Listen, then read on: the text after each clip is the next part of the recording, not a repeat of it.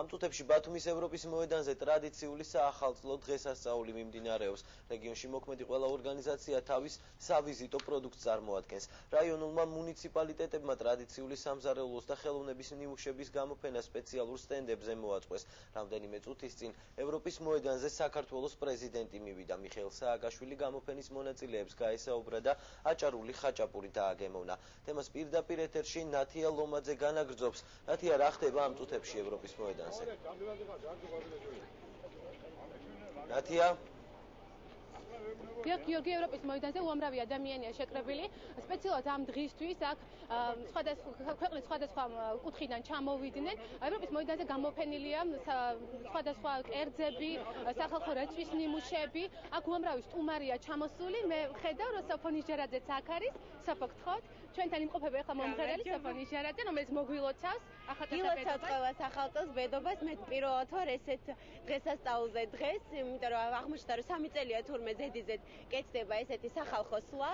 არაჩვეულებრივია, ყველა ერთმანეთს ესამება. მე მგონი ყველა ერთმანეთს იცნობს თუ არ ვიცი რატო.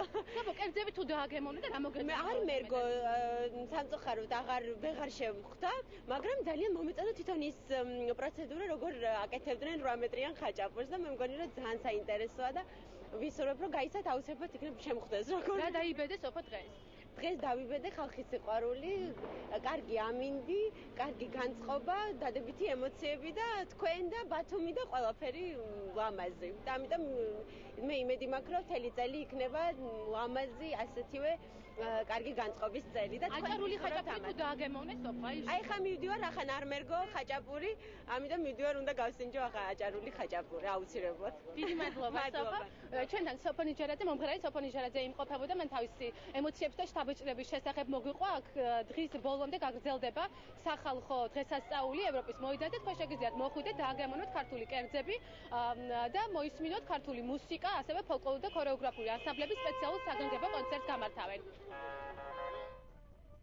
შესანიშნავია, განწყობილება მაღალია, ყველა მუნიციპალიტეტმა წარმოადგინა თავისი რაიონის შემოქმედება. ეს იქნება სამზარეულო, საგამოფენო ექსპონატები, ცეკვა, სიმღერა, სკეჩები, იუმორისტული დადგმები და ასე შემდეგ. ძალიან საინტერესო. ეს არის შესანიშნავი განწყობით იწყება წელი და მე ყველა ბათუმელს და საერთოდ ყველა ქართველს და საქართველოს მოქალაქეს ვუსურვებ, რომ აი ასეთი შესანიშნავი ამინდის ფონზე შესანიშნავი წელი გქონდეს და მე დარწმუნებული ვარ, რომ ნამდვილად ექნება. თელაჭერას მიულოცავ ამ ლამაზი კაიმაღურით გემრიელით, რომელიც არის ტრადიციული და ძალიან გვიყვარს თბილისში, საქართველოში. გილოცავთ ყველას. მიყვარხარ. აჭარა. Welcome. მიხეილ სააკაშვილი ევროპის მოედანზე აჭარის მთავრობის თავმჯდომარეთან ლევან მარშალომიძესთან ერთად მივიდა. თავდაპირველად საქართველოს პრეზიდენტი გრანდიოზულ აჭარულ ხაჭაპურთან შეჩერდა. მან აჭარული ხაჭაპური პატარებთან ერთად დააგემოვნა. წელსაც არ დაირღვა ტრადიცია და ევროპის მოედანზე ორიანის სახალხო დღესასწაულზე სიმბოლოდ ქცეული აჭარული ხაჭაპური გამოიტანეს. წელს მისი სიგრძე აღწევს 7 მეტრს და მას 4 საათის განმავლობაში 6 მზარეული ამზადებდა. საქართველოს პრეზიდენტმა სხვადასხვა მუნიციპალიტეტების სტენდები მოინახულა, პირადად შეხვდა ადგილობრივებს და ახალი წელი და ბედობა მიულოცა. საქართველოს პრეზიდენტმა ისაუბრა უკვე განხორციელებულ და მიმდინარე პროექტებზე. მან აღნიშნა, რომ ბათუმში აღშენდება ტექნოლოგიური უნივერსიტეტი და ასევე ისაუბრა მაღალმთიან აჭარაში სათხილამურო კურორტის მშენებლობაზე.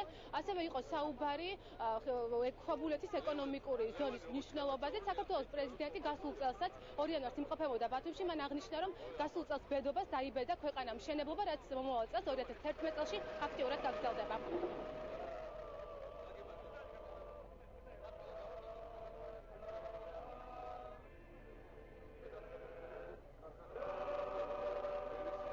წელსაც ძალიან სერიოზული გეგმები გვაქვს. პირველ რიგში იწყება ბევრად უფრო დიდი მშენებლობები ბათუმში. ჩვენ გადავდივართ, აქამდე ვაშენებთ 20 და 30 სართულიან ბათუმს. ახლა ვიწყებთ 50 სართულიანი, 40-50 სართულიანი, 60 სართულიანისაც კი ბათუმის მშენებლობას. შემდეგ აქ ვიწყებთ წელს მშენებლობას ახალი ქართული ტექნოლოგიური უნივერსიტეტის, რომელიც იქნება 21 საუკუნეზე საქართველოს პასუხი და მე ვფიქრობ, მთელი რეგიონისთვის იქნება სტანდარტი, რა უნდა იყოს ამ საკითხის განათლებაში. ჩვენ გავხდებით მისაბაძი მაგალითად, როგორც ბევრ რაღაცაში ვართ მისაბაძები.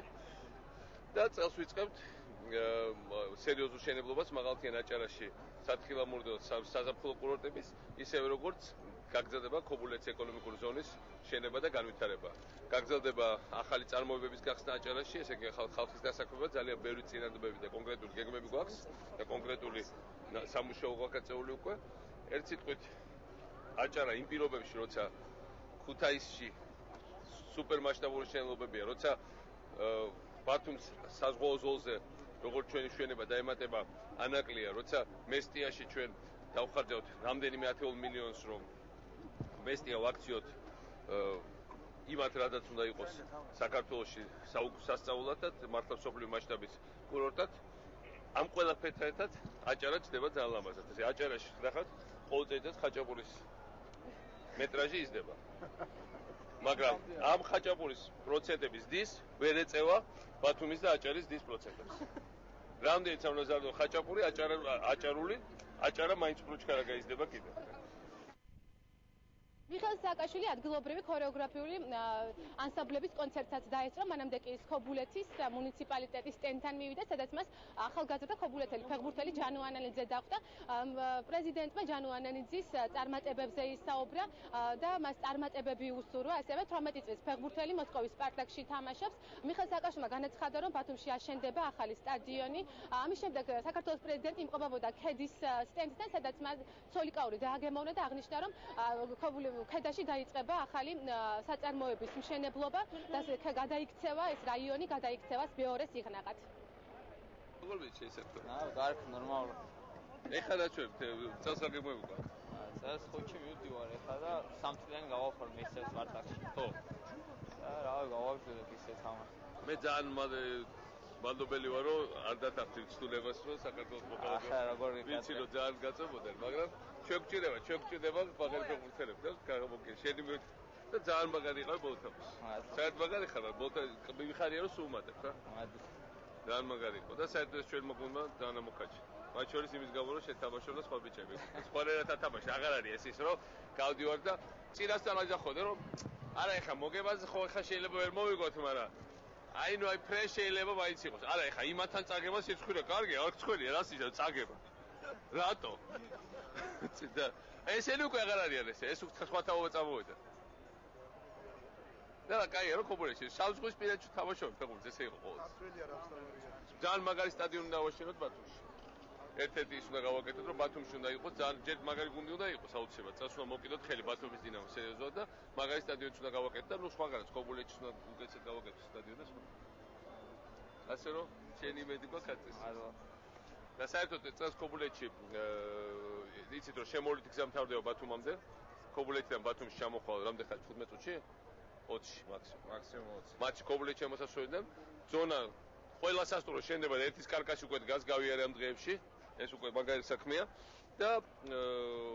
და ფოთში ვიწყებთ წელს დიდი აეროპორტის უკვე ფართო მასშტაბიან მშენებლობას, რაც ნიშნავს იმას, რომ ქობულეთს იქით ფოთის აეროპორტი ექნება, იქ ძალიან ახლო იქნება ყველაფერთან. ფოთის აეროპორტი თბილისის ავტობანის გვიახლოვდება, ჩქარი რკინიგზა 2012-ში ძირითადად უკვე ქობულეთში ჩამოსული იქნება, ესე იგი თბილისამდე ჩახვალთ 2 საათ ნახევარში მაქსიმუმ მატარებლით. ასე რომ ქობულეთი მაგარი ცენტრი ხდება, ხო ეს? ყოველთვის იყო. და სუპერვარსკვლავებით ყავთ ფეხბურთში ახლა, მეტი რა გიდათ.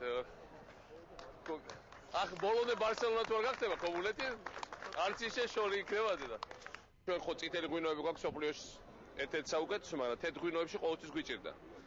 ამ ღვინისგან დადგება საუკეთესო ფრანგული, როგორც სანსერია ფრანგული ჯიში ან ძალიან საუკეთესო უცხოური შაბლი და ასე შემდეგ. მაგრამ ჩვენ ამისთვის უნდა ჩამოვიყვანოთ ახლა ლევანთან ერთად ჩამოყავს წელს უცხოელი ტექნოლოგიები. იწყება პატარა ღვინის ქარხის შენებლობა, იწყება ესე პატარა სიღნაღის გაკეთება ქედაში, ეს დიდი ხნის გეგმები გვაქვს და წელს ვაკეთებთ. და ერთ სიტყვით, აჭარას ექნება თავისი მინი კახეთი.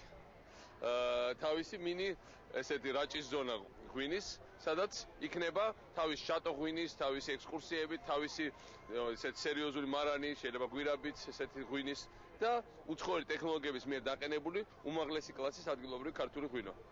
და ამ ხარეში უნდა იყოს ყველაფერი აბსოლუტურად. აქ არა მხოლოდ ზღვა, არამედ სათხილამურო კურორტს ვაშენებთ, ხო დიც მეღვინეობის ზონა, აქ არის ძალიან კარგი მინერალური წყლები და ძალიან კარგი ზონა მინერალური წყლებისთვის და ყველაფერი რაც ამას ეხება და ყველაფერი სხვა დანარჩენი რაც ეხება ეკონომიკას, მაგრამ შორს არც უნდა უნდადეს ადამიანს ასე ყველაფერი უნდა იყოს ადგილზე. ბათუმისთვის 2 იანვრის სახალხო სეირნობა უკვე ტრადიციული დღესასწაულია, მისი მიზანი რეგიონის ტურისტული პოტენციალის პოპულარიზაცია. დღევანდელი ზეიმი კი დაახლოებით 2 საათის წინ დაიწყო, ის მთელი დღის განმავლობაში გაგრძელდება, დღის ბოლოს კი ქორეოგრაფიული და ფოლკლორული ანსამბლების კონცერტით დასრულდება. გიო, ასე რომ შემოგვიერთდი შენს გელოდებით.